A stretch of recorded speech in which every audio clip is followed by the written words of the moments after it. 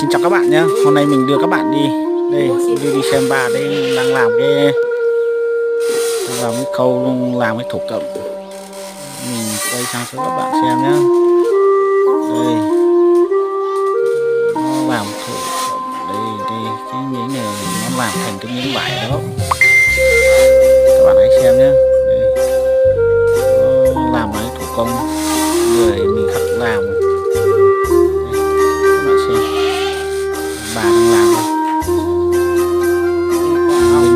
Mình khắc được bằng khắc làm và tay và khắc làm ra cái miếng vải này để bán rồi cũng không người mua, mình chỉ làm cho bà mua hỏi bà bảo chỉ để làm cho các con cho bán. Nếu các bạn xem những một thích thì hãy comment và bấm like cho mình với nhé.